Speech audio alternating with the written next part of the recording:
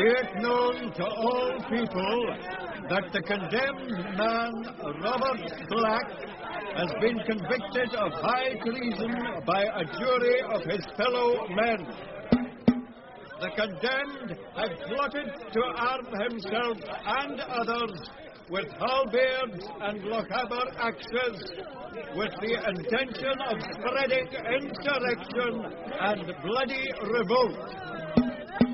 The traitor will be hanged by the neck until dead, his wretched corpse removed from the gallows, and the head severed from its body. May this example strike deep into the minds of those who would promote seditious principles. God save the King!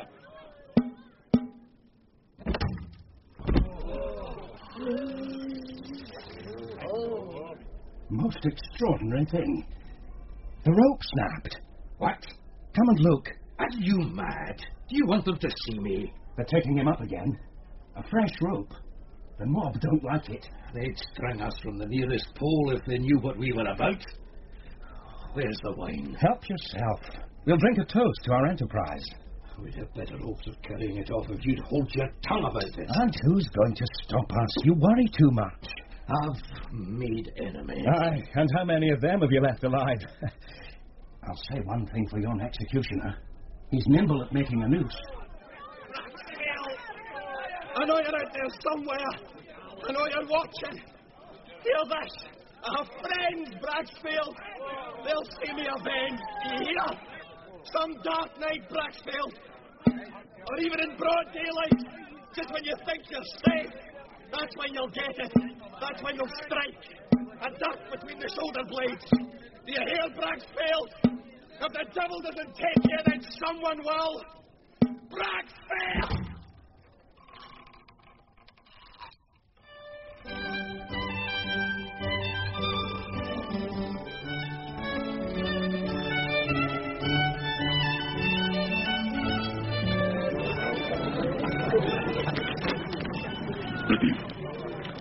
In this year of 1794, things in our dear town of Edinburgh might seem much as they were before.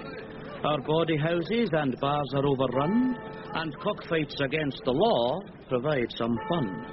But the old town is in a good amount of trouble, as what was across the Norloch once a sight of rubble, now has become the sparkling new town, much admired by Jove, and those who can afford to are flitting there in droves, leaving the rest of us to ponder on the fate of our dear old town from castle to cannon gate. But let us now paddle through the mists of time, for I would speak of... You've written worse, Mr. Ballantyne. Oh, do you really think so, Cully? You know I value your opinion. Oh, much worse, Mr. Ballantyne, much worse. I'm thinking of submitting it to Whitewood's magazine. You know what you should write about? These latest murders. Everyone seems to have a theory. Maybe there's a poem there for you, Mr. Ballantyne. Something in the ballad line. Aye. Yes, but would Whitewood be interested? What do you think? Oh, Cully, you're not listening. I'm always listening and watching too. Do you see him? Who? The young gentleman over there with the blue coat. Big brass buttons? Aye, that's it. The one carrying the chest? Therefore, newly arrived. And you'll wager he has silver in the pockets of that blue coat, Silver you'd prefer to see lining your own pockets? Good day, young sir. And good day to you. Would you be requiring a caddy, sir? What's that? A gentleman's servant. Someone who knows the town and can see to it that you find the best lodgings and the best places to sup. And see to it that you get home safely afterwards. Yes, sir. Edinburgh is a dangerous place. Why, there have been 2 murders. Thank you, Mr. Ballantyne. My apologies, Mr. Callender. Callender? But I've been looking for you. Aye.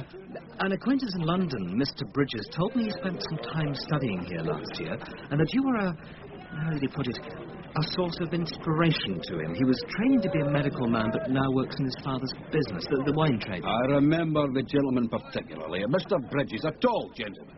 Rather short, actually. Aye, but a young gentleman of stature, that's what I meant. Now, you'll be needing lodging. Yes. Then a trip further down the Cannon Gate is required. Shall I summon a sedan? We have few horse-drawn carriages. The braes are too steep. Oh, I think I'd rather walk. Lugging that chest. Yeah, pretty way of acquainting myself with the town. Oh, don't trouble yourself. The town, sir, will acquaint itself with you. And besides, you'll be carrying the baggage. As you wish, young maester. Mr. Ballantyne will bid you good day. And good luck to you, Cully. The scenes, it appears, are not rich. Not rich, indeed. Like his coat, my new maester was overdone and didn't quite fit. His face was fat like a whelp's, but his physique was lean. His skin had suffered neither disease nor deprivation. He was a fine enough specimen, but I'd seen fine specimens before. None of them looked so fresh these days. There were some in the city would gull him before nightfall, once he'd established his worth. You want a couple of rooms, I dare say? One room should suffice. I don't intend entertaining. As you wish, mister. What did your friend mean about the seams not being rich? Nothing. Valentine's a poet, that's how they talk. I read poetry myself from time to time. Is that so? I have heard that Edinburgh seethes with men of genius. I'll grant you it seeds. And why did he call you Cully? My friends call me Cully. You may call me Cully. And my name is Mr. Gisborne. That's what I'll call you, maester. Well, just arrived, youngster. Would you like me to help you lighten your load? My load? Your college. Get away with you, Mary. Give a young gentleman a chance to catch his breath. That's no oil catch if he's not careful. Poor child was born an idiot, maester. And those legs of hers are hewn through wood. It's amazing the things he can do at the infirmary. Wood can be split easily by the richt axeman. Take care of yourself, youngster. Caddies like Cully here can't be trusted. Get away with you, woman. What does she mean? Nothing. Well, according to you, Mr. Callender, everyone I've met so far today has meant nothing. What's this word college? Yes, you don't know, maester. Oh, beg your pardon, sir. You all right? Winded a little, that's all. I was hoping I'd see you today, Cully. There's a cockfight tonight in Luckywood Cellar. I know. Mr. Cullender here knows everything. Does he? Well, gentlemen, I'll bid you good day. Perhaps I'll see you at the cockpit. Dryden. Aye? If it's not inconvenient, could you let Mr. Gisborne have back his timepiece? The devil. Dryden. Oh, Cully. Yup. Here you are, maester. Nae harm done. The wretch is getting away. Call the town guard. The town guard, maester. Are in town rats. No one in the city was allowing him to stop a nosebleed. But you knew the fellow. We can't You just have let him... your timepiece. No harm's done. You get to see why a caddy is so useful. I think so, yes. Well, here we are. Your lodgings. Stairway. Your eyesight is excellent. And this story must be climbed. Just the four. Come on, young maester. Lucky Aird is waiting. And no cursing mind. This is a Christian establishment. And I won't have my gentleman reeling home drunk. If you're drunk, I'll thank you to sleep elsewhere. Madam, I am not here to spend my hard-earned money on alcohol. Well, Cully, we both heard that line before. Many a time, Lucky Aird, many a time. The students are the worst. Aye. Oh, I take pity on them because they're young and they better. But I still expect them to obey my rules. And medical students are the worst. Hey, Lucky. Oh, the worst sinners in Christendom. If you discount the lawyers, judges, poets, boatmen, and lords, this and that. Oh, I wouldn't ken any of them. I'll fetch a blanket. Now mind, you get only the one blanket in this house. So look after it. Well, thank you, Cully. With such a charming landlady, I'm sure to enjoy my visit. I'll grant you she is a firebrand. Lucky Aird has not been much affected by the current fashion for moderatism. But she looks after her guests and she'll not try and cheat you. Now, our next stop, I think, should be a house. You must have a drouth after your journey. I could drink the sea dry. Then Edinburgh is the place for you, maester. So, what I want, first of all, is to meet people. People who matter, to see how I like the place. And if you like it? I think I might stay on to study medicine. Oh, like Mr. Bridges. Your good friend Mr. Bridges, now in the wine trade. Oh, yes. Well, I must say, given the choice between uncorking a claret and uncorking a human body, I know which I prefer. Speaking of which... Thank you. It's not a bad drop. There's still close ties between Edinburgh and Bordeaux. They know better than to send us rubbish. Can't be easy shipping the stuff with the French at war with themselves. There are ways. You mean smuggled? The government in London made few friends up here when it put its tax on Scotch claret. So we can get the stuff tax-free. I see. And you do seem to enjoy the stuff. Who are those men? It's the monthly club. So called because each month they change their name in order to celebrate some anniversary or other. Last month they were the North Bridge Club, and made to commemorate the opening of that particular structure. You see the gentleman at the head of the table, Mr. Walter Scott, a promising advocate. He is the host. Next to him, Urquhart, another gentleman of the law. Then Burnett, the publisher, who's having his ear bent by Mr. Ballantyne. Whom I met earlier. Just so, the poet. As for the others, very professional. And you know them all? Maester, I know almost everyone in the town. That's why I'm the best caddy you could hope to find. Then introduce me. Introduce you? If I want to meet people and learn about Edinburgh, what better way to start? The monthly club, Maester. It's for heavy wit and heavier drinking. The latter requiring deep pockets and plenty of siller. I'll introduce myself if you won't. Oh, very well, Maester. Cully!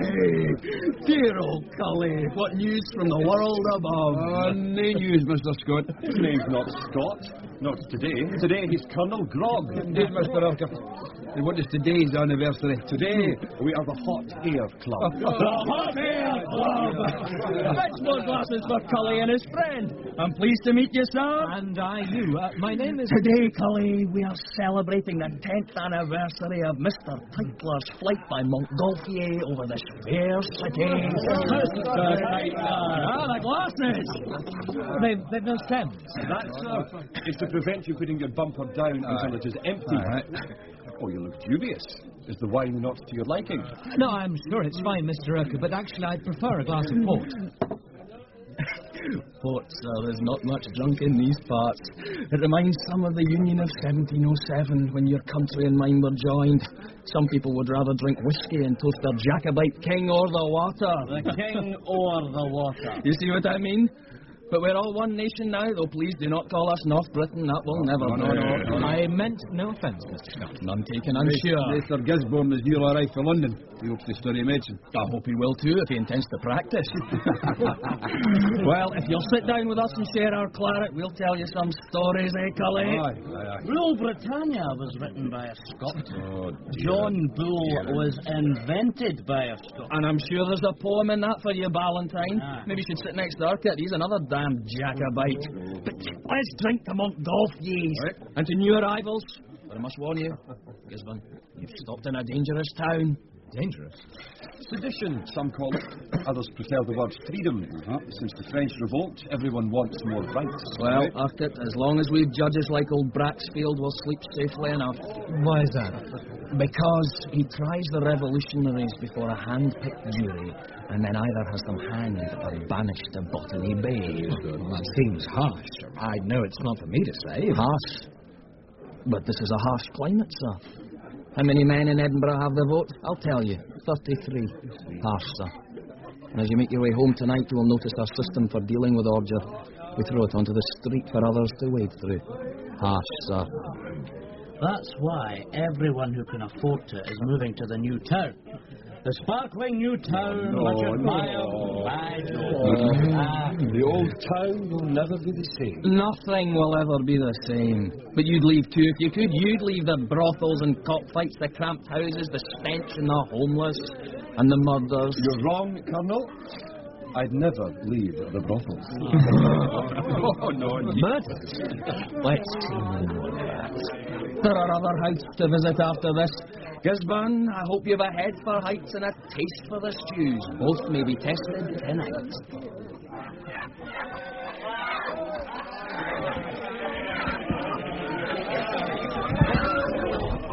My money's on the red one. They're both red. The one with the beak. You sound confident, Mr. Gisborne. Your glass is empty. More wine for my friend, Mr. Urquhart. Is it hot in here, or is it me? Both, I'd wager. A wager? Then I'm your man. You see, Cully, I may never return to France. My lands, my chateau, my vineyards, all gone. Ripped from me by the scum of the earth. Mr. Gisborne, meet the Comte d'Angoulême. A humble exile, one who has been forced to flee for his life. My lands, my chateau, my vineyards. Bonjour, monsieur. Bonjour. What's this about a chest, Cully? What's chest? Oh, the one in the castle. It was discovered last month. What was inside? Nobody knows. The chest cannot be opened without the approval of the king himself. You say the crown jewels may be inside. We are more likely a sector of the theatre. And the murders? There's nothing for you to worry about, mister. The stabbing, street ruffians. Doctor, a coffin maker. Imagine a coffin maker is like trying to kill death himself. What did Scott mean about me needing a head for height? The wine, perhaps. The streets to and from the high street are steep, mister. Built on the back of the Serpent. Serpent? Guarding the shrine of Morgan Le Fay on which the castle now stands. You know a lot about your chosen place of exile, Con. And you, it appears, enjoy asking questions. This town is full of spies. Be careful you are not mistaken for one. I ask questions because I have a lot to learn. Especially in matters of betting. You're both lost. Well, let's drown our sorrows, Mr. Scott. More wine. Put your money in your pocket. It's my turn to pay. Tell me, Colonel Grog, When do we visit those gentler creatures? Not so gentle.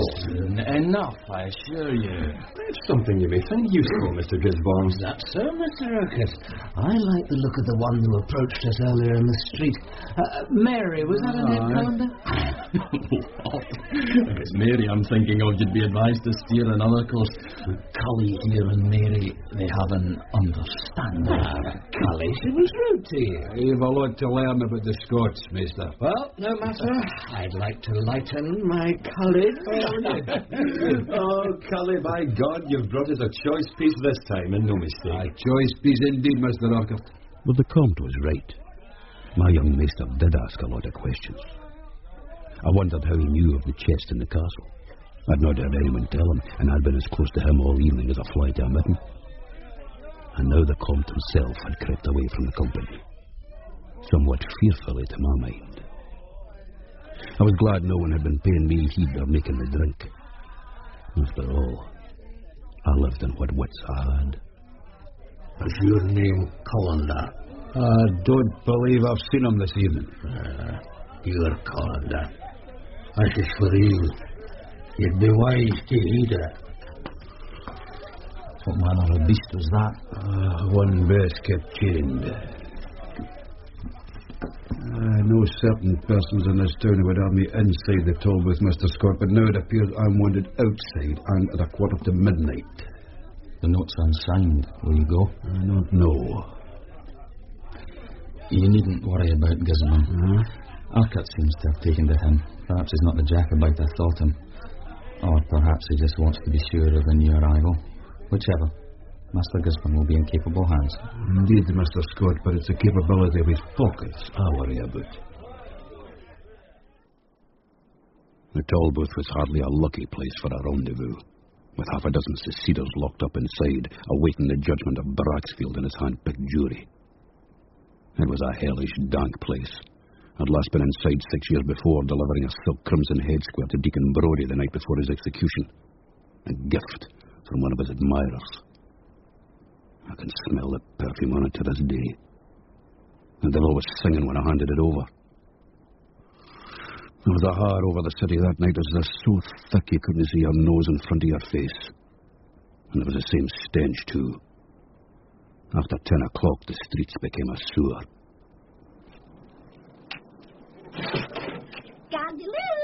Hold your hand to him, pass, woman. Miss me, slattern. Over here. Where? By the wall. Here.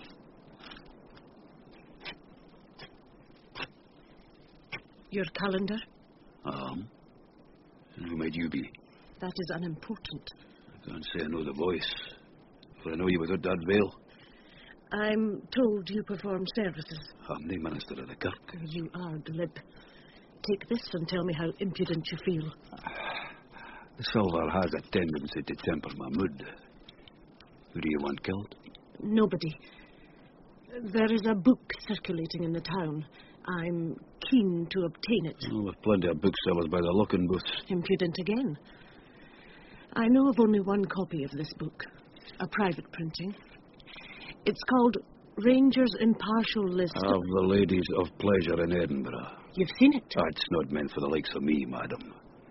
You want me to find this book? You are said to know everyone in the city. Everyone that matters. You'll do it? I'm considering the matter. First, I need to know a little mistress.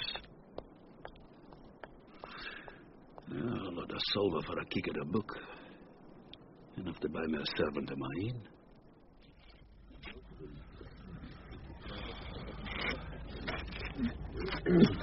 Mr. Mark, are you there? Hellish night. Oh, I'm here, Colonel. We were down at the cockfight, but no one there seemed in need of us. Do you want a chair to take you home? No, if I wanted one, you'd be the first person I'd ask. No, I have in mind another task for you. There's money in it. Hey, what's this, Cully? Giving work to a chairman rather than a brother caddy? Dryden, I didn't smell you there. Oh, listen, Cully, a bit earlier today. Why did you stop me picking his pocket? What about our arrangement? I was already suspicious of me, Dryden. By stopping you, I regained his confidence and the confidence of his pockets. Well, then you can make amends now. How so? Look, you've a job for Mr. Mark. Take me instead. Mr. Mark and I have been friends a long time, Dryden. If the man's so keen, let him do it. It appears I've a passenger anyway. Very well, Dryden. The mission is yours. I'm interested in a book.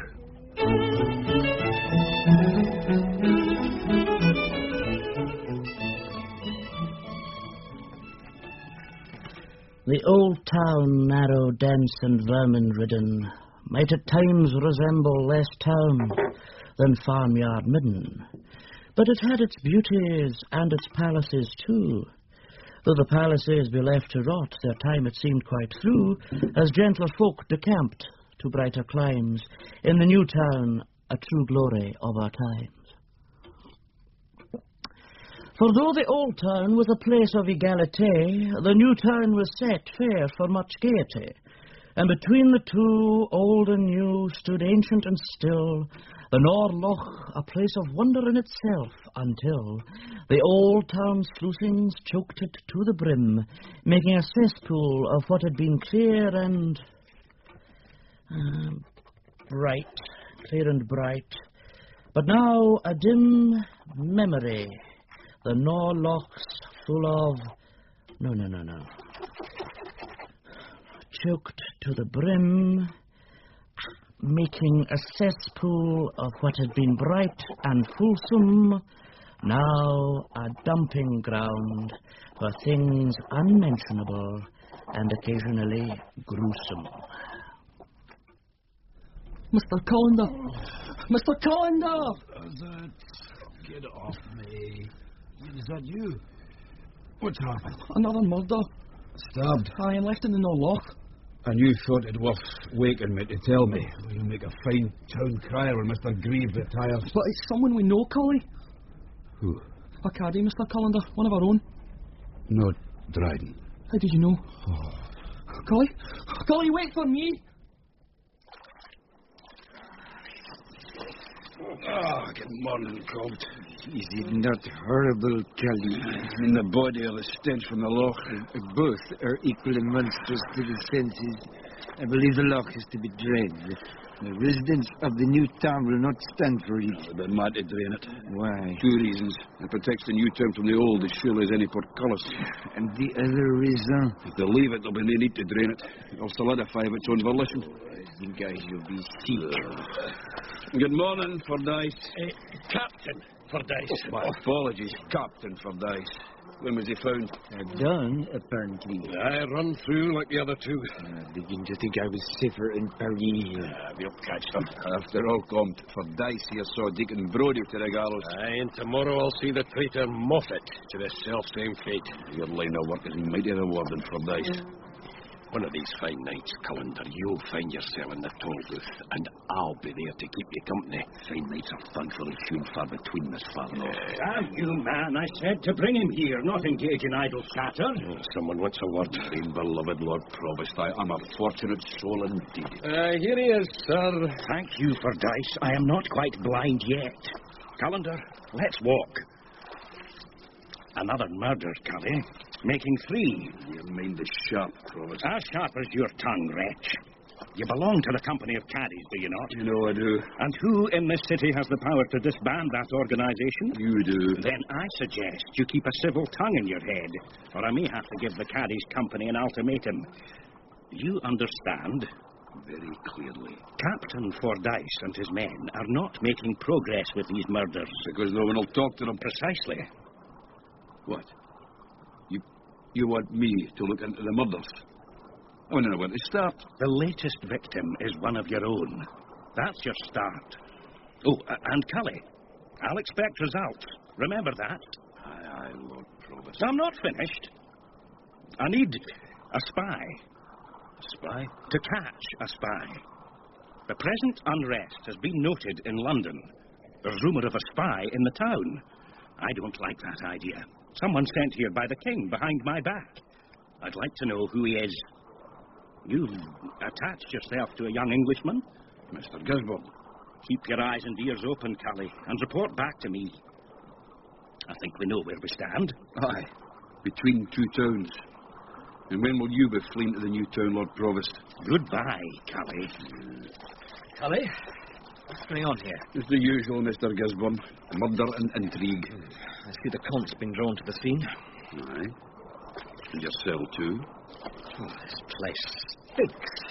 What's that man doing there? Fishing. The Norloch was once famous for its eels. Well, it's a cesspool. Now, don't worry. The last eel caught here was 20 years ago. Then why is he fishing? As I said, you've a lot to learn about Scotland. So, Maester, how do you feel this morning? Somewhat fragile. The food last night must have disagreed with me. The food, was it? Well, you look capable enough. A gift of youth, I suppose. You sound low. I'm low-born, Maester.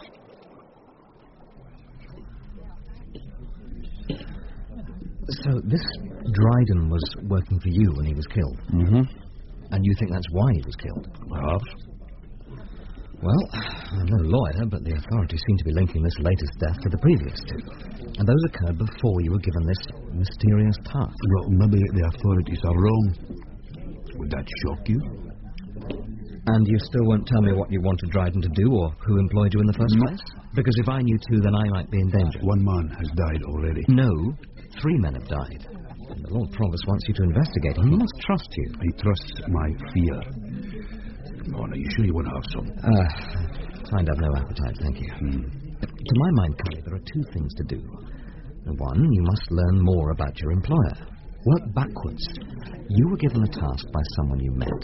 The meeting was communicated by way of a message, and the message was delivered... Find the messenger, and I'll find whoever sent him. Yes, I have already thought of that. Secondly, you must investigate the other two murders afresh. Our thoughts are uncannily as one on this, Mr. Gisborne. You're shrewder than you look. Simple common sense. I'm sure the philosopher Hume would have approved. So, you go to the coffin maker's place of work, and I to his home.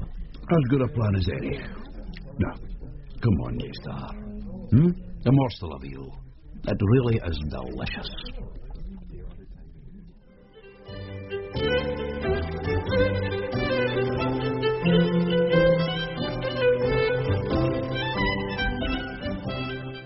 In The Serpent's Back, Cully was played by Alexander Morton, with Richard Greenwood as Gisborne, Norman MacLean as Mr. Mac, Paul Young as Deacon Brodie, Kern Falconer as the Comte d'Angoulême, Wendy Seeger as the Lady, Tom Smith as Walter Scott, Liam Brennan as Urquhart, Michael Elder as Braxfield, Simon Scott as the Provost, Sheila Donald as Lucky Aird, and Stephen McNichol as the poet Ballantyne.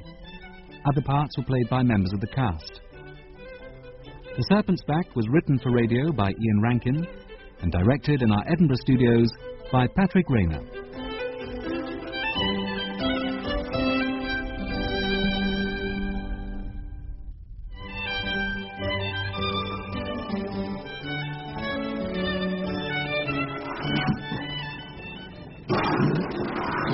Hello?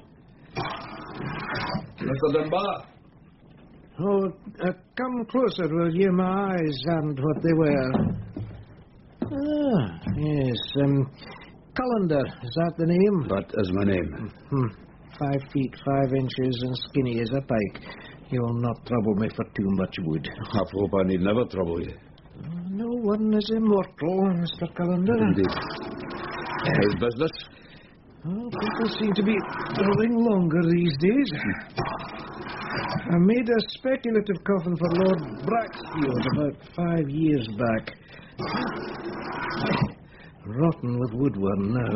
In the coffin or our dear judge. You must be busy, though. Now you're on your own. Oh, that's true. I've no time to train a novice. Poor Gardner. He'd been my partner in this business 13 years. I taught him everything I knew, and he learned more besides. I made him a beautiful coffin. Simple, but well made. That's what he'd have liked. It's what he was like in life. His wife came to examine my handiwork. She pointed to some blemishes in the wood. I could have told her. They were tears. I'm told he was very good. He was an artist in wood. He made coffins for nobles, wealthy men, painters, cut ministers, and for ordinary folk too, all with the same care. He even made coffins for the notorious. No shortage of those in the city. Oh, among my best customers. They tend not to live so long. Brodie was one. The deacon? Gardner made his coffin, nailed the lid on. You had taught my Brodie's temerity to fit new locks to households by day, then unlock them by night and steal the valuables. It was outlandish. It beggars belief. This town is full of gentlemen by day who are something less by night. They call themselves improvers. Shall I tell you what an improver is? He's an imp who roves. Huh? That's all like that. I see improvers. You know, they've started storing wine. They say aging improves it. Oh, perhaps laying the bottles down reminds them of their own state after drinking a few. You haven't asked why I'm here, Mr. Dunbar. Though my eyes may be poor, there's nothing wrong with my instinct, Mr. Cullender. And what does your instinct tell you? What you want to know about my partner. I take it there's a good reason. I also take it you'll get round to telling me in your own time. You're a patient man. Oh, time doesn't mean much to me. There's a coffin at the back of the shop that'll fit me snugly. There's been another murder. Aye. So I've heard. And as this last victim was a caddy, same as me, the Lord Provost has asked me to investigate. Hey, tell me, this one you're working on, is it for the murdered man? No, his next.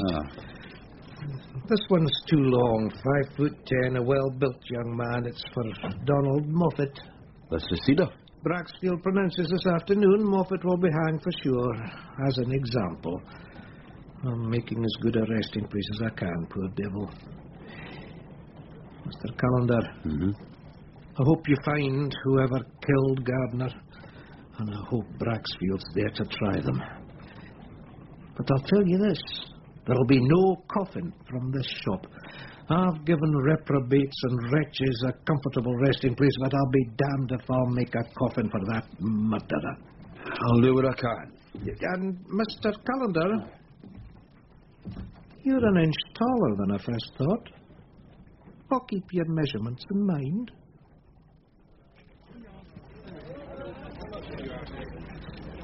Gardner's widow said her husband had not an enemy living. How could he? He only dealt with the dead. His business partner was no more useful, except that I now know my height, or length, rather. What's your name, Collie? Aye. Collie. Collie? Mr. Mark, the very man I was looking for. Good God, that could be me lying dead in the Norloch. Oh, it's lucky for you Dryden was a persistent sort. Now listen, you told me last night you'd been touting for custom at the cockfight. I'm not finding it. Aye, but did you see a manservant enter the premises? An ugly creature boy with thick lips and eyebrows that met in the middle. Oh, aye, that one, fat-lipped. You had seen him before? Not here, over the loch. You tell me. Can you show me where, precisely? You'll need 2 chairs then, one apiece. It's walking distance, Mr. Mark. And I'm on duty, Mr. Cullender, so if you want me to show you where I saw Fatlip, you'll have to take a sedan. Very well. Not you, Maester. I don't want you involved. But I am involved. So far and no further. Shouldn't you be perusing our university? Hang it, Cully. This is more exciting. All right. I'll give you a mission. You become friendly with the lawyer Urquhart. Seek him out. He was a friend of Dr. Wilson. The first victim. See what he'll tell you.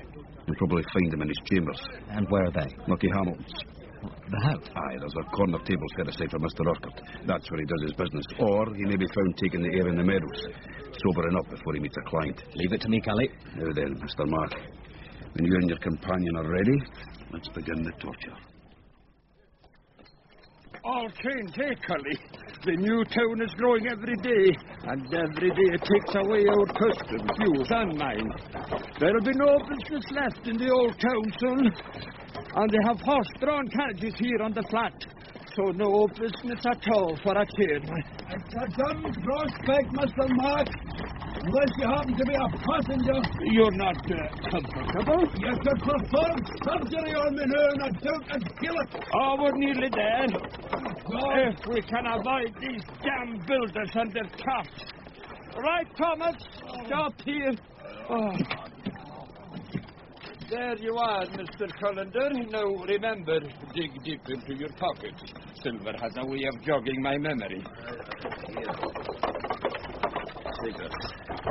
It was at this exact spot I saw him, marching up George Street like he owned the place. He headed down towards Princess Street. We had a passenger to an address further along. Is that all? It's all I can tell you. Then you were wise to take receipt of my money first. What will you do now? I shall promenade, Mr. Mark, up and down for as long as it takes. And when Mr. Fatlip appears, I'll be at his tail. Then we'll bid you good day. Thomas, lift, lad. Let's see what the pickings are like at the building site.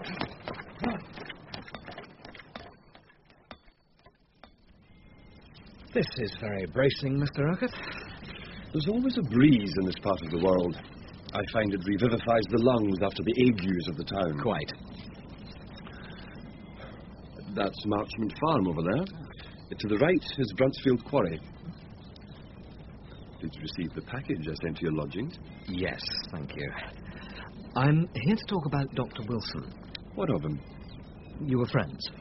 We shared an interest in anatomy. A close interest? Wilson had a theory that cranial shape and capacity might be linked to criminous behaviour. He had abundant opportunity to test the hypothesis. How so? He was often the doctor in attendance at executions. If the head was to be severed from the body, Wilson would take it home with him. A fine pastime. He never did prove his theory, though he bequeathed me his notes. Why are you interested in him? In my medical studies. Ah, you're an anatomist. I have my own theories of anatomy, Mr. Urquhart. I believe a country's political nature can be defined by its populace. I don't follow. Now, take Edinburgh. The citizens seem somewhat shorter and stockier than in London. Their faces more gaunt of complexion. And what does that say about our politics? Would you care to hazard a guess? Well, I know for a fact that we do not enjoy being ruled from London. The Jacobite rebellion may have garnered little support here, but had it succeeded, we would have been the first to rejoice. You might say we are sly, or just canny. That's very good, sir. It is? Now, the ringleaders, those most determined to break the Union, would you say they shared any common traits? Let me think. You mean in terms of physiognomy? Of course. I'm not sure. No, I can't say. Mr. Gisborne, it seems we have strayed from our original path. You were asking me about Dr. Wilson. We seem now to be discussing treason. Theorizing, Mr. Urquhart, that's all. No harm in it. Marchmont Farm, did you say? What a splendid outlook. Yes, splendid outlook indeed. Lord knows how long I paced George Street, but at last I saw him. He must have emerged from one of the houses. I could not be certain which. He made for Princess Street, then passed the Norloch, without once glancing towards the spot where Dryden's body had been found, and clambered up the mound of Newtown rubble and earth until he reached the Old Town. I followed him to the Luckin booths and into Whitewood's bookshop. Whitewood fancied himself an author, in which folly he was not alone. No, dear friends, do not force me to read more. I'm quite fatigued. Instead, let me offer you a glass of wine as insufficient recompense for listening to so many tedious verses. As you will see, the bouteilles are garlanded with flowers, in honor of Anacreon, who did likewise at the court of Polycrates of Samos. But I insist, as you raise your glasses, that you toast the muse of poetry. Should you do so, you show some appreciation for my own admittedly meagre efforts. One moment.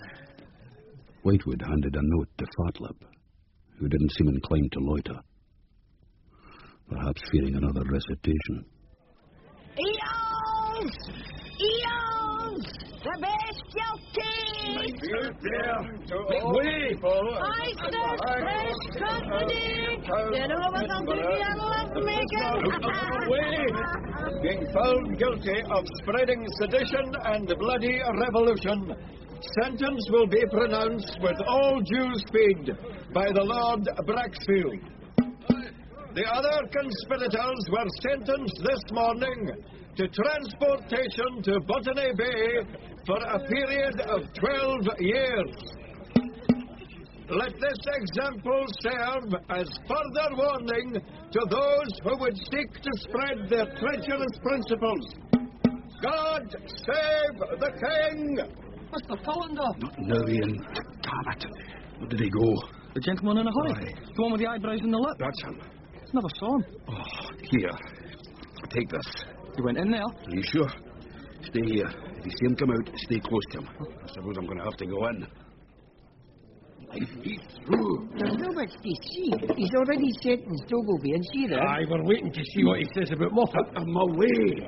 Damn him, where is he? Then I saw Fatlip. He was enjoying a tete-a-tete with the hanging judge himself. It didn't last long. Make way, will you? You're lined up. Come on out. Callender! Approach the bench. Hurry up, laddie. Justice will not be kept waiting. Let him through. Can't go help him. Callender, you are you not, one of the least honest and civil men in this town? I have competitors, my lord. By God, you do. But tell me this. Would you have a man live that committed treason? I might ask myself about his motives. Well, it's as well that I'm wearing this wig and not you. One of these days, Cully, mark my words, you kiss the soil of Botany Bay. If you didn't profess to know everything about everybody, I don't doubt you'd be there already. My lord, in all humility, may I ask you a question? You may. What's in that note the Fatlip just handed you? Mr. Callender, some people can know too much for their own good. I thought we Scots treasure learning. Well, you thought wrong. Now be gone with you. I've justice to dispense. I fear it's been a long time since justice and your cell were even loosely acquainted. What's that? I merely hoped the wine was not too antiquated. Donald Reed Moffat. You're a disreputable wretch, one of the most dangerous and loathsome creatures I've ever had the displeasure of looking at or listening to. I sentence you to be hanged by the neck until the last drop of miserable life has seeped from your bones. You'll be hanged tomorrow morning. The sooner, the better. Don't you agree, Mr. Moffat? This court is a sham. You told the jury what verdict to return before it even started. And you sit there with your wine and your biscuits and order my death. All I want is justice. We all want justice. Clear the court! We'll see how vocal you are with the noose around your neck. At least I'll die a man of honor. Clear the court! Clear the court! Ian, I thought I told you to stay with Fatlip. He hasn't come out, I swear. Oh, I must use another door. My mistress's messenger, Whitewood the bookseller, and now Braxfield. Some messenger from the new town to take a note 50 yards. Mr. Callender, are you all right? Fine. Only I've a message to give you. I tried before, but you wouldn't listen. What message? From the Lord Provost, Mr. Callender. Come in, Cully, come in. Don't skulk out there like some criminal. Shut the door after you. Afternoon, Captain, for that. Now, Cully, is there any progress to report? No. You're sure? Maybe if I give him a wee dunt to the heat of my axe. That may not be necessary. In your own time, Cully. With respect, Lord Provost, it is barely 8 hours since I was ordered before you. Asked, Cully, asked. Well, since that time, I have not been off my feet. No? Are you sure about that? Quite sure. Then how do you explain being seen in a sedan chair, headed for the new town? I was still working. On the case I gave you? Aye. In the new town? Aye. Cully, I have a meeting in half an hour. Do you know who will be present at that meeting? The ghosts of the city fathers? The magistrate of Caddies, Mr. Callender. We'll be having a little chat, he and I, over some tea. Informal, you understand. We might end up discussing, well, anything. What have I done wrong? Nothing, so far. But the new town. The new town doesn't need any whiff of scandal attached to it just now. Homes are being built at great cost. Homes which must be sold. People are moving from the old town because the new town is unblemished. It must stay that way. There are plans, Cully, ideas. The new town will continue to expand, east, west, and north. It will be a site of magnificent architecture, new planning ideas, a new society, Cully. I look forward to purchasing a residence there myself. Cully, the new town will succeed. There is no possibility of failure, none at all. So if your investigations are leading you towards that part of town, I suggest you find other directions. Even if it means the killer going free. Still, that would make me as effectual as the town guard itself. I'll be sharpening my axe tonight, Callender. I'll be sure to sharpen the one that's really there. I believe double vision is one side effect of the bubulous life. Bubulous? Whoa, Cully, just go about your business. That is what I've been trying to do all my life. Indeed, with your permission, I may relax a little this evening. How so? I thought I might take a trip to the theatre. It's a while since I've been to see a play. Looking forward to it. What time does it start? Is there a university in Prussia, young master? What will they find when they finish building it? Cully, can I ask a favour? Feel I owe you one. Look after this for me. The mysterious packet. I don't think I haven't been wondering about it. Just keep it somewhere safe, I beg you. Oh, that's difficult without knowing what's inside. It's well wrapped. You don't need to know what's inside. Oh, don't I? Look, confound it, just give it back. No. I'll keep it for you. So long as there's no danger in it. Did you say Mr. Scott will be at the theatre? Oh, that's where I'm told he is. He got nothing out of Urquhart. Nothing worth repeating. The man is a seasoned dissolute. You are talking, sir, about my friend. How do you know I wasn't paying him tribute? I only want to warn you, that's all. Well, warn me of what? This place, the city. Well, you know the old story that the town is built in the back of a serpent. Well, maybe it's not so far beneath the surface as I thought. You can only scratch and you'll see it. Remember that, even in your cups. I am quite capable of looking out for myself. And meantime, you have successfully dampened my enthusiasm for the play. Yeah, here we are. After you, Mr. Gisborne. Is there no one to take our money? Yeah, there would have been earlier, but the play will be finishing now. Finishing? We're here to talk to Scott. You don't think I'd pay to see a play when it wasn't absolutely necessary? And you go. And you can go back here on Sunday, get on like the devil. Golly, and Gisborne, are you here to join the fray? Mr. Scott, what is going on? These damned Irish students, medical students, I'll wager, started singing the revolutionary songs, then had the goal to boo the national anthem. Get out the lot of you! And I'll city of the bloodbath of Paris with you! I'll run any man through who speaks out against King George! Welcome to Edinburgh, Gisborne. Come on, let's find a more convivial setting. Thick-lipped and with eyebrows that meet in the middle. No, I can't say I've come across the fellow. He carries messages to Lord Braxfield. What sort of messages? Oh, I was hoping you could tell me, Mr. Scott. Has Braxfield any interest in books? I dare say there are a few he'd like to burn. Any in particular? Damn you, Cully, I was attempting levity. Your face is as long as a horse's arse and not half as pretty a sight. Eat up, Gisborne. More wine. And see if you've anything fresher in those casks. Do you know of any connection between Braxfield and Whitewood? Whitewood, the bookseller? Aye. No connection. They both own property in the town. Whitewood likes the ladies, but then his marriage is not the happiest. Master Gisborne, I can't help feeling that our company is not teaching you the more refined aspects of the city. You should be strolling through the meadows, eavesdropping on our philosophers and thinkers. I like it fine here. Why? Why? It's a simple enough question. Why? Well, I feel here I'm seeing the city's true face. And are true faces any truer than false ones? That sounds like a question for a philosopher. We are all philosophers. Look around you. One-legged Jack over there, and Meg who sits on his one good knee, our friend Valentine lying on the floor and dreaming rhymes when he should be dreaming meter. We're all thinkers, Gisborne. And you, I feel, have hidden depths. A little like the city itself. Well, drink up. And drink some more. Drink as much as your belly will hold. And tomorrow, curse luck, we'll find we are sober again. Whether our faces be true or as false as old Nix himself. Here you are, mister. Safely home. To my firebrand landlady. Hope I pass her sobriety test.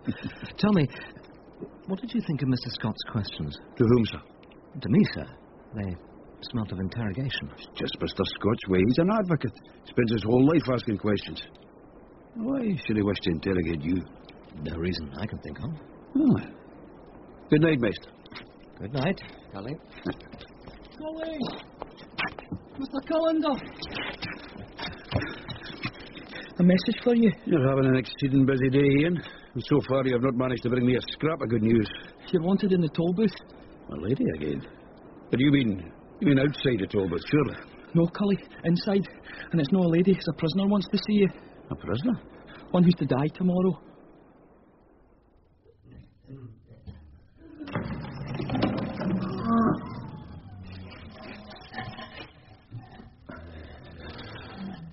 Are you Callender? Sorry to see you like this, Mr. Moffat. I know you're a good man. You may wonder about that when you hear what I have to say.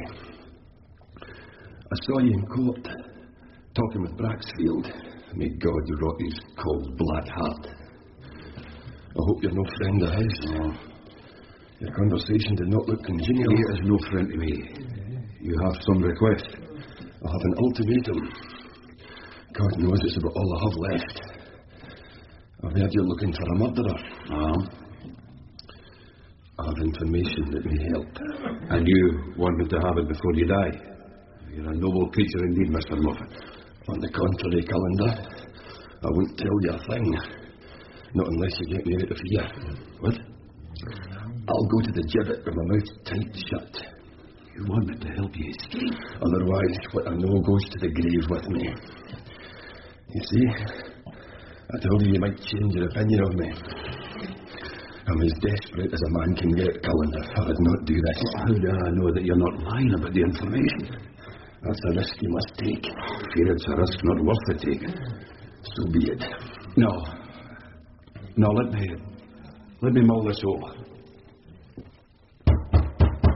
Get up! You have until tomorrow morning. After that, I fear I won't be much use to anyone, except perhaps as a scarecrow. Sleep well, Callender. I very much doubt I will. 5'10", a well-built young man. What's that? I'll see what I can do, Mr. Moffat, and that's all I can promise. Say good night. Looks like my day's business isn't quite finished yet.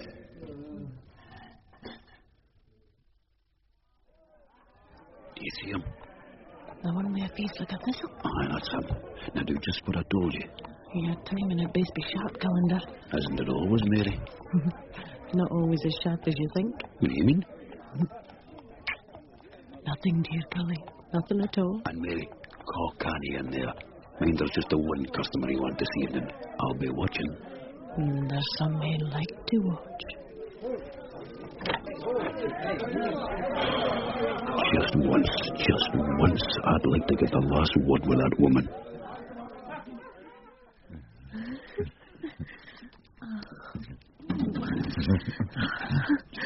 My name! What is going on here? What shame is this, you strumpet? Oh, God, Cully, I'm sorry. I didn't mean into to. bed with the first man you see, as soon as my back's turned. No, please, it wasn't like that. Oh, wasn't it? Wasn't it? Mr. Greaves, is that you there? Good evening, Cully. Do you know this lady? No? Well, we are practically husband and wife. Mr. Greaves, your name is Art this night. It grieves me to see you in that bed. You, a married man, a respectable man, an elder of the kirk. Cully, I can explain. No explanation needed, Mr. Greaves. But the city fathers will look heavily on this. They expect their town clerk to be a man of the utmost probity. The utmost probity. I swear to you, Cully. Children, I feel sorry for. 6 of them, Elder. How will they cope when their father is thrown out of his job? A job, mind you, that suits him just fine. No. Oh, it's a bad night, Mr. Greaves. A bad night. Cully, need they know? What do you mean? You climb into my woman's bed, you shame me, and you expect me to remain silent? For a consideration, Cully, I beg you. I couldn't take your money, Mr. Greaves. I'd be taking bread out of your bairns' mouths. But, now that I think of it, there is a small service you might do me. Gladly. Some news I wish to impart on you, and who better for the job than a town crier? News? Cully? Come on. Dress yourself outside, Mr. Greaves. Get up and dress yourself outside, and we will discuss the matter. And as for you, woman, out you go, Mr. Greaves. I'll be with you directly. And as for you, woman, come here and give me a kiss.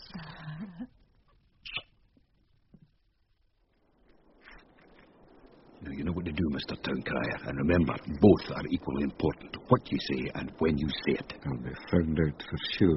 Not if you stick to your story. And remember, you must see the forger tonight. Don't leave it until morning. There's little enough time as things stand. And I promise you, so long as you do what you're told, no harm will come to you. Good night, Cully. Give my regards to your betrothed. Thank you, Mr. Greaves. And good night to you. Mr. Mark? Your running servants seem to have forgotten your sedan.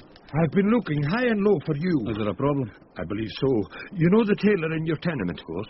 He knows him, a friend. He told me men are watching your room. He said they had a cutthroat look about them. Did he say any more? Yes. He said that if you were grateful, you might try to persuade some of your clients of the quality of his cloth. Oh, I'm not much.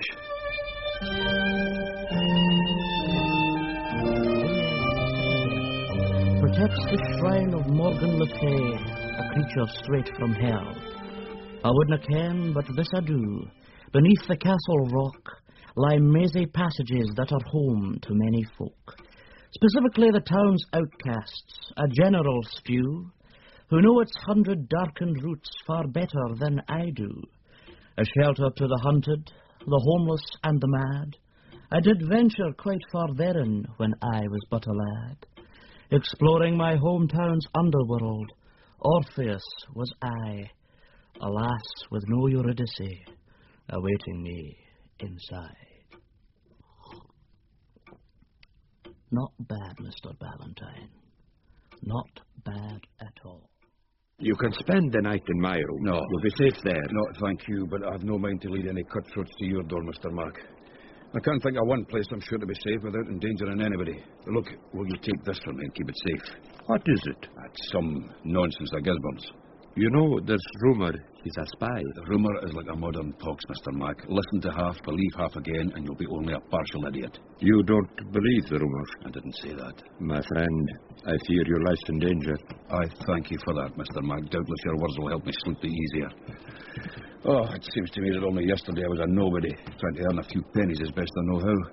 And tonight I hardly know who I am. I begin to feel like the prey, Mr. Mac, and it is not a condition I feel comfortable with. I'll walk part of the way with you, wherever you're headed.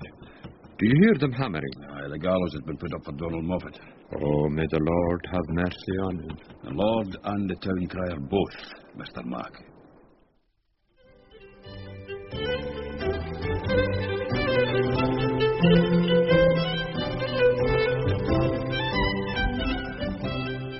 In The Serpent's Back, Cully was played by Alexander Morton, with Richard Greenwood as Gisborne, Norman MacLean as Mr. Mac, Paul Young as Deacon Brodie, Kern Falconer as the Comte d'Angoulême, Wendy Seeger as the Lady, Tom Smith as Walter Scott, Liam Brennan as Urquhart, Michael Elder as Braxfield, Simon Scott as the Provost, Sheila Donald as Lucky Aird, and Stephen McNichol as the poet Ballantyne. Other parts were played by members of the cast. The Serpent's Back was written for radio by Ian Rankin and directed in our Edinburgh studios by Patrick Rayner.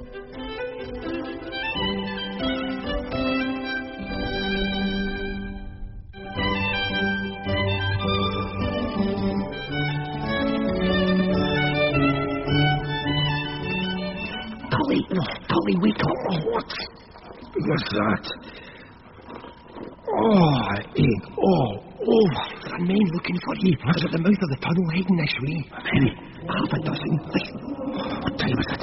It's morning. Is there another way out of this warren? A dozen at least. I'll lead the way then and hurry. These men. What sort are they? The sort that look handy with a sword. One of them's a Frenchman. By God. Did they have a guide? No, that I saw. And he's hoping to lose himself in a labyrinth. Listen. What did you do? This way. You sure you know where we're going? Aye. But so did he by the sound of it. I've seen the Frenchy before. Where? Here. Handing out red wine and asking about the tunnels. There's always a dress down here when it comes to the goods aboard though. An elderly gent. Fairly. The Count. What the devil is he playing at? What's wrong? Nothing. I just need a second or two. Don't have a second or two. Which tunnel, left or right? Left, I think. No, right. You're sure? Pray God you are. Come on then. Lead the way.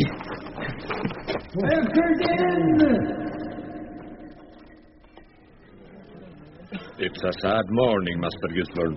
The man committed treason, Mr. Mac. He admitted as much in court. Well, I'm not an educated man, sir. I'm just a Highlander with more brawn than brain, but even I can see that there are degrees of treason. Now, plotting to assassinate the king, that would be one thing, but arguing that your fellow men should have some say in how their countries run, that's of a different order entirely. Well, you may not be educated, Mr. Mac, but you are wise. There's a good crowd. Yes, I don't think they're here for the entertainment. You're right.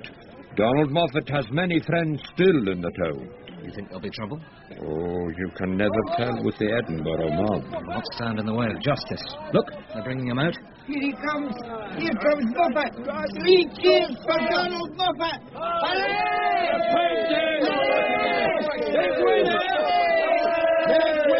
In the name of the king. Who said that? I'll have you locked up, the lot of you, to stone us. The man's done nothing wrong. Go for days and get a man yourself for don't worry, Mr. Moffat. We'll see you keeping your appointment with the gallows. Do you see it there? Too clearly for my liking. I will enjoy this walk, Moffat. These are the last steps you'll ever take. Oh, yeah! Oh, yeah! Oh, yeah! Be it known to all people that as of today at noon, the tax on grain is to be increased twofold. Cully, where did you spring from? The bowels of the earth. It's that damned Dunbar! He's trying to starve us at his own mission! Help! Help in the name of God! Reinforcements! Watch me! Come on, man, let's me. Oh, keep your head down. God! God! Come back here! Come on, man. The way you're running, everything you wanted on this round your neck.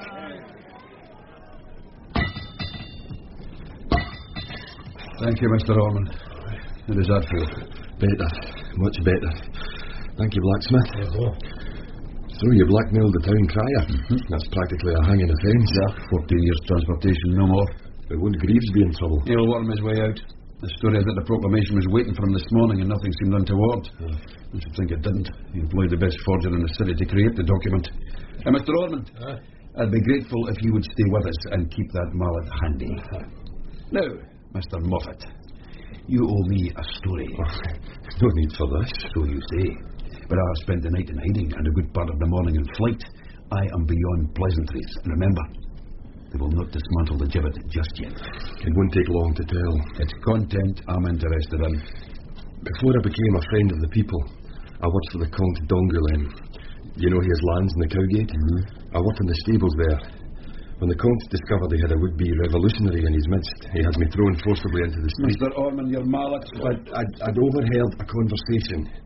I was turning straw at the back of the stables. He couldn't have known I was there. Who was you talking to? Well, that I can't say. Hand me the mallet, Mr. Ormond.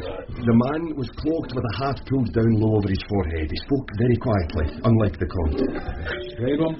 Short, somewhat stocky. What were they talking about? Something which excited the Comte. I got the feeling they were plotting a robbery. Maybe the Comte's finances are low. Whatever it was to be kept a secret. One name was mentioned, Dr. Wilson. The murderer's first victim. Anything else? Whatever they were planning, it was to take place on a certain date at dead of night. That date is today. What you mean tonight? But where are they to meet? What are they going to do? No, wait a minute. Dr. Wilson. And Gardner, the coffin maker, and... Moffat, I thank you. I think you may have explained much. Really? What will you do now? No need to worry about me. Your part of our bargain is finished. I'll make my own way from here. You'll have no shortage of friends, Donald Moffat. Good luck. Hello, Cully. What are you doing here? Are you following me? Mr. Urquhart introduced me to the meadows. A good place to do some serious thinking. And you have serious thinking to do you?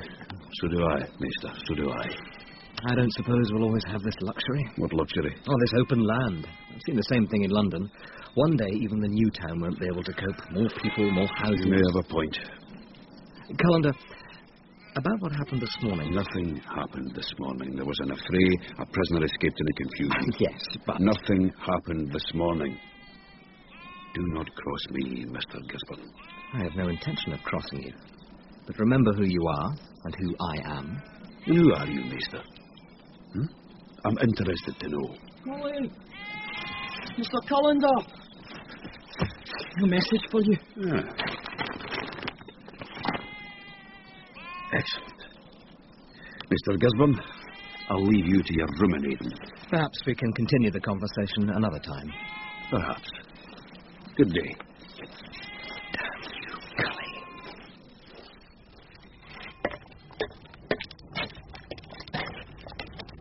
Hey, Wendell here. I'm sure of it. I don't know the new town as well as I should, Mr. Mark. Whose house is this? It used to be Lord Thorpe's before he left for London. He sold it to a bookseller. Name of Whitewood. That's the gentleman. Married? Aye, though you'd never know it. She's seldom seen. Mr. Mark, will you do me a favour?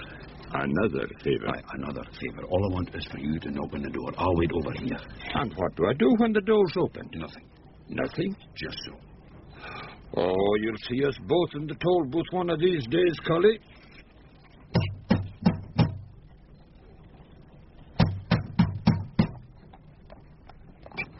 What's all this bonnet, huh? What do you want?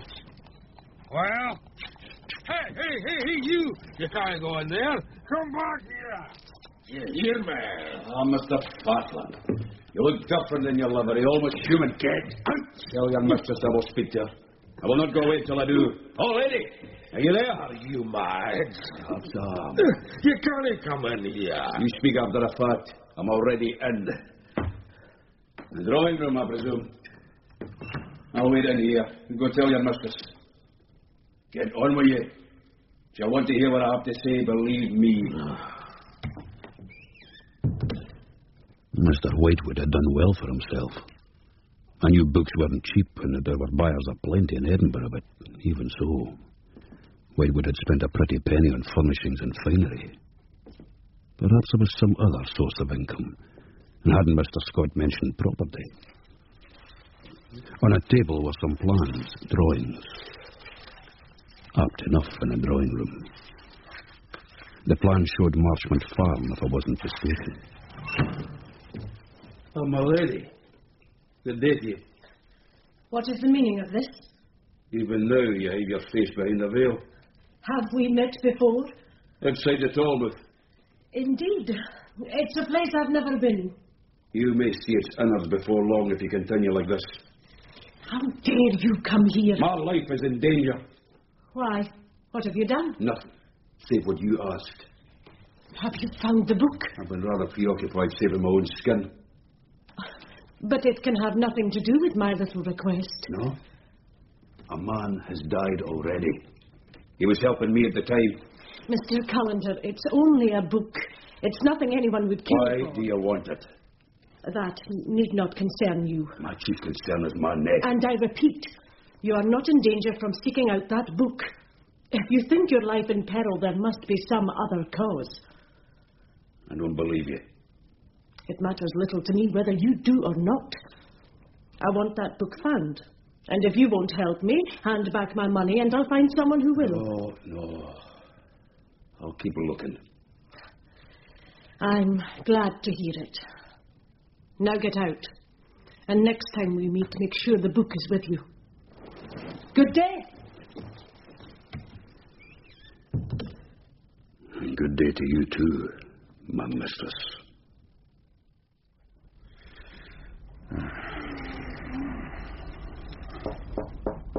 Enter.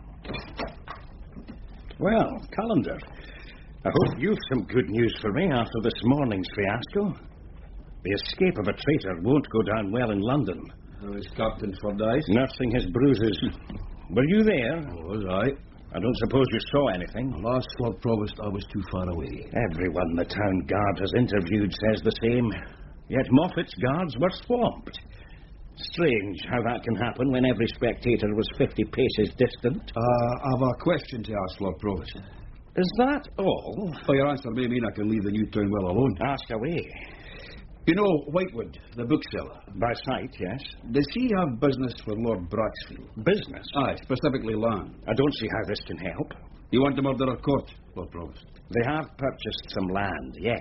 Marchmont Farm? Around there, a speculative purchase, nothing more. Speculative? Well, I know the Lord Braxfield owns some lands in the old town. He's my own landlord. What about Mr. Whitewood? Whitewood owns several properties. And continues back. I really don't see what any of this is. Thank you, Lord Provost. I'll trouble you no further. If you were the least of my troubles, Cully, I'd be a happy man. Then here's news to cheer you. By morning you shall have your murderer. But I'm warning you, you may not want our town crier trumpeting the news. Oh, Mr. Mac, Maester, thank you both for coming. Here, take a drink. Mr. Gisborne, sporting a blade. Mindful of your warning about the serpent beneath the city. Well, you may have need of it, for I intend taking us beneath the city. The catacomb? The same. Oh, Mr. Scott, a word with you, sir. Words, I have a surfeit, Cully. You may take as many as you wish. We at the hanging this morning, damned if I ever saw the like in my life. I may tell you a story about that someday, but for now, I require a great favour. What catacombs, Mr. Mac? Beneath the streets, Master Gisborne. The townsfolk were wont to hide there whenever an army marched in or the city was sacked, as happened often, believe me. These days they're shelter for the homeless. Curry, who are we looking for? You think we'll be looking for underground? We will be on the lookout for a dead man. Let me tell you something, Mr. Gisborne. Something about Dr. Wilson. And he pronounced death at many an execution. Elkett told me as much. They'd shared a passion for anatomy. And Dr. Wilson died for it. Here, another bumper. We'll have some supper in a while. An expedition such as ours deserves a full stomach. Hang it, Cully, I don't need supper. Why don't we go now? We would have a long wait, Maester, and a cold one. Well, then when do we go? You do know how to use that blade, don't you, Maester? Of course I do. Good. For myself, I have this dirk and nothing more. Mr. Mark, I take it you'll be dependent on your Highland brawn. These fists have served me well enough in the past. When do we go? Why so impatient? Tonight, I promise you, you will meet those your maester sent you here to seek. Your remarks grow ever more baffling and tedious, Cully. I think it's time. But I have other business first. You ask when we go, I'll tell you. Midnight. We start the descent at midnight. How much further? Cully, will you ask our guide? Watch that sword, Master Gisborne. Twice, it's nearly had my eye. How far to go? Not far, no. But soon you can go it alone. I just want to guide you past one more false passage. After that, it's steep uphill. And you're sure there were only two of them? Just the two. The old Frenchie who led that search party this morning, and another who kept himself wrapped up. We were lucky this morning, eh? I'd no idea that passage would bring us out at the High Street. I hope your sense of direction is as fortuitous tonight. Oh, stuck again, Mr. Mark. These passages were not built with men of your gutful mind. So much for the serpent buried beneath the city. From these tunnels, I'd guess it was more of a worm. It does not do to joke about the serpent. I'll leave you here. Just climb straight up. It should only take a few more minutes. Call canny, though. Some of the rocks are slippery. And remember, on your way back, it's right, right again, then left, right, left, left again. Oh, and right. Got that, Mr. Gisborne? It is inscribed in my memory. Well, in your line of work, you have need of a good memory. Cully, these are sides of yours. Still playing games, Mr. Gisborne? Why not admit it? What? See what lies ahead of us. It may be as well to determine beforehand whether or not we are on the same side. I don't know what you mean. Have it your own way. Mr. Mark, you will do me a service if you keep a closer eye than usual on our young friend here. Mr. Mack, you'll recall, is of Highland stock. The Jacobite war took a heavy toll on the Highland population and continues to take a toll even today. So Mr. Mack has no particular liking for Englishmen, Mr. Gisborne. Please remember that. Come on now. We've an appointment to keep.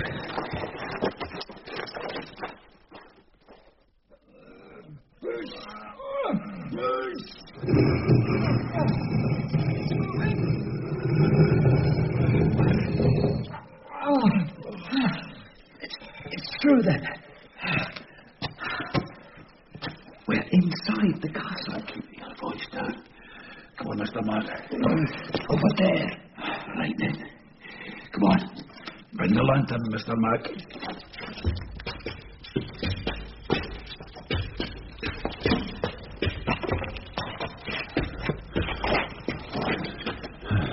Now, gentlemen, anything may await us behind this door. Be ready. Well, you. At last. After all this time, eh?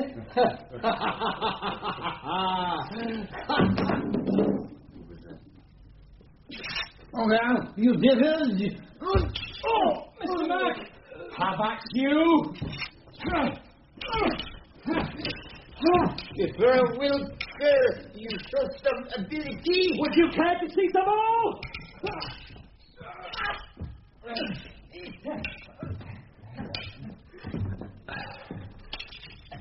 In your sack, Deacon Brodie?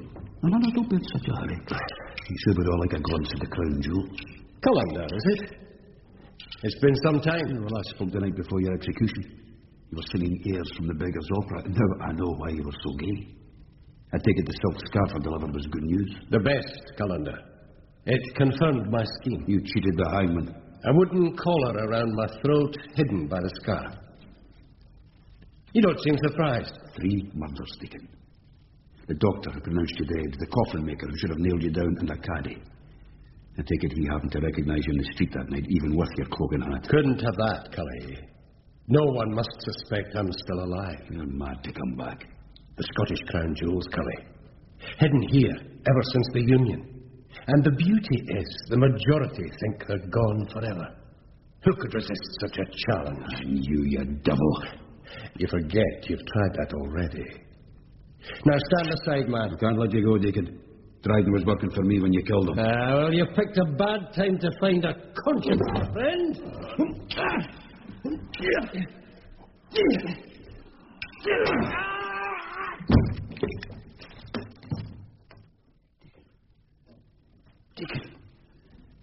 Deacon Brodie. Cully, are you? My God, what happened? I lived at a test. Is he... Even the most rudimentary student of medicine should know that when the head is separated from the body, there is little hope of recovery. What's that you're holding? The Royal Sceptre. You hit him with it? Just the once. Scottish craftsmanship, Maester. There's Mr. Mack. He's tying up the colt. He got behind him and simply bear-hugged the man into submission. Cully, who is that in the trunk? His name is Brodie, a man of business turned common thief. He picked a fine accomplice in the Comte. Brodie would have been off to Europe with the booty and never looked back.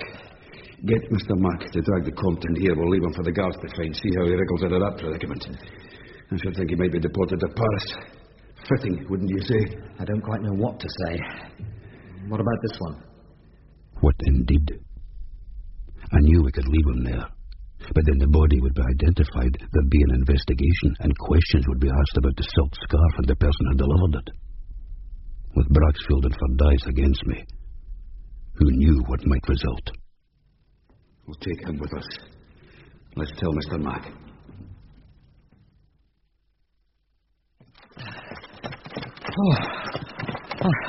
I thought I'd die. This will do. Let's go, Sophia. When that gentleman stopped us to ask directions. Looks inside and says, that fellow's dead to the world. Put the chair down and give me a hand. We were lucky. The gentleman had been drinking. Over here. Put him down. There's the head. It's in the chair. I'll get it. This is my first visit to the new town. I'll be fine when it's finished. Start covering them with rocks, anything you can find. I'll dump more foundations in later today, so make sure that it's well concealed. It's a strange choice of resting place. On the contrary, Mr. Mac, the old town has its serpent, and now the new town will have its serpent too. Will that do? It looks fine to me. Oh, I am exhausted. Doubtless you'll be glad to get back to London, Vista. Hang it, old Cully. I was sent here as a spy. What? My youth was supposed to be defense against discovery, but that very youth has undone me and my mission. What do you mean? I am too open to persuasion and argument, Cully. I can see everyone's point of view. I sympathize. Yes, sympathize. Which makes me useless as any kind of spy. So, what will you tell your paymasters? Nothing. I may never go back. Well, I might stay here after all. As you say, Cully, this town is seductive. Which reminds me, Mr. Mac was telling me what started all this. A missing book? You failed to provide me with that detail. I didn't want you involved. I have the book. Huh? That is, I had it. What? Urquhart lent it to me. He said my need might be greater than his, but when I saw what type of book it was, if I left it in my room, my landlady might find it, so I wrapped it up. That parcel? Which, Mr. Mac tells me, he now possesses. We can fetch it from my house. We could clean ourselves up while we're there. Oh, I doubt this coat of mine will come clean. I know a tailor who might make something for you at an excellent price. Let's to Mr. Mac's. I've had drift on me as deep as a well, and this has been the most extraordinary day of my life.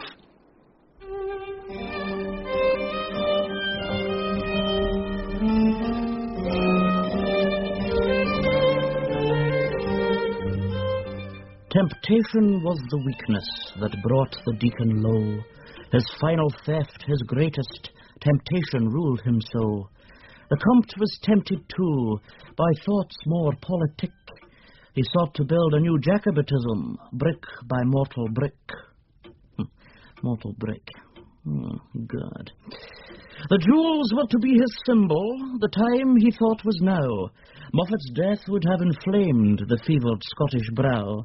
With Scots unchained, the foolish Comte and all his foolish men did not doubt but that the court would be made French once again. An uneasy alliance, the deacon and the Comte. Uneasier by far than that, but between... Comte. What in the devil rhymes with Comte?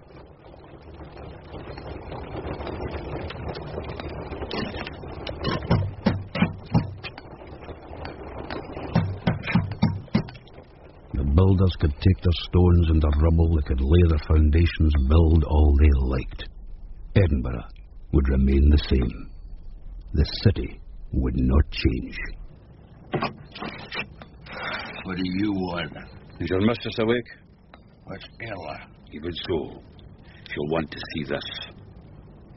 Oh, Fisher. I'll be in the drawing room, as before.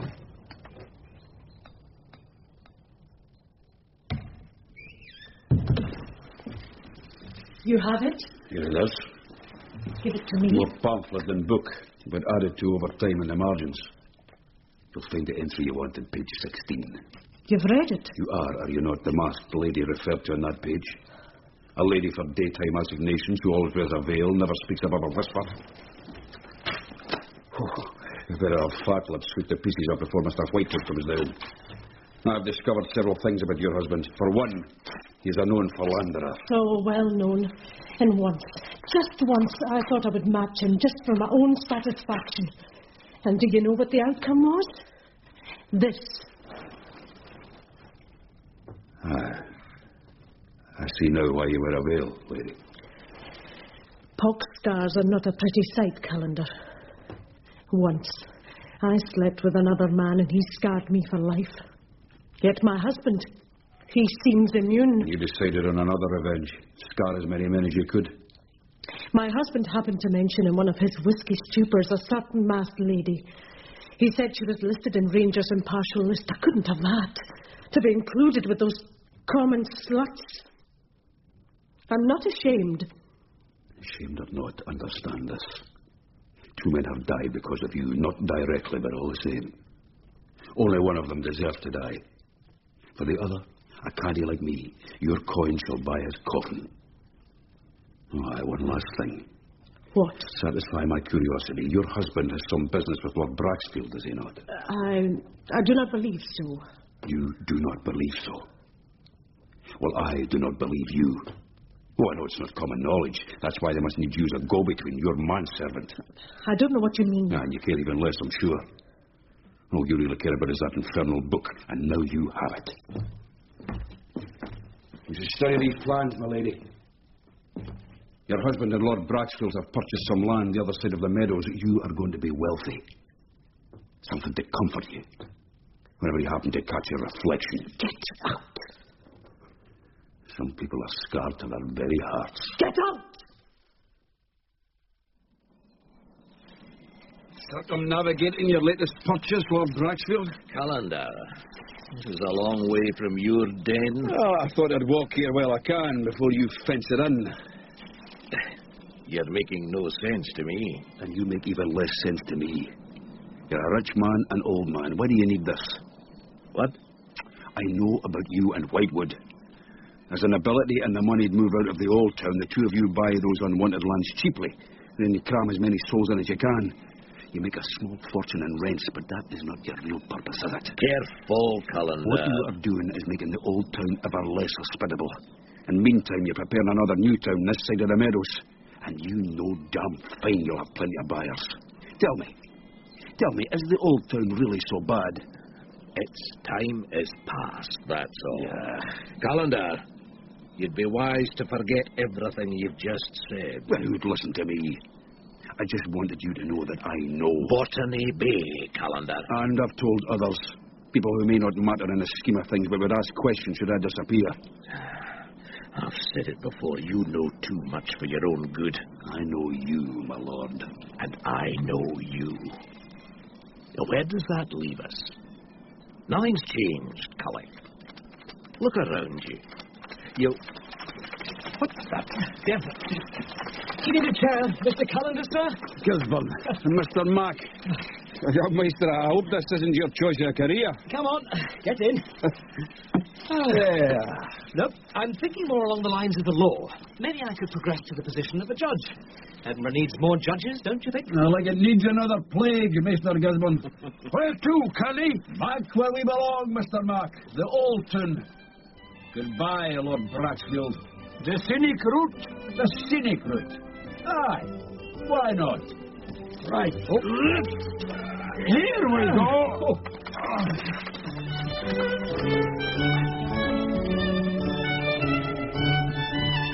The wind's an elongated breath. Beneath the streets, the serpent's eyes are closed, but not perhaps in death. Wild Adina, the winged citadel. What stories sleep with you this night, not even I can tell.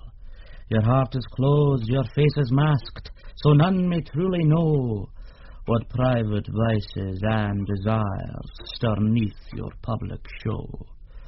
But enough of that. Let's raise a glass of the good blood-red ambrosia and toast all those who'd spend their days in this land called Caledonia.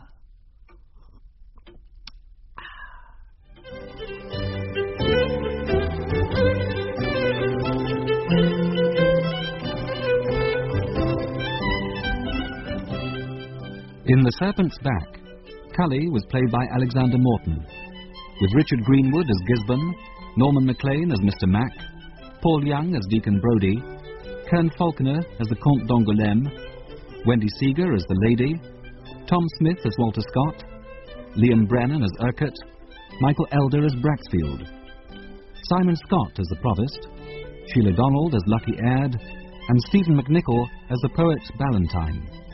Other parts were played by members of the cast. The Serpent's Back was written for radio by Ian Rankin and directed in our Edinburgh studios by Patrick Rayner.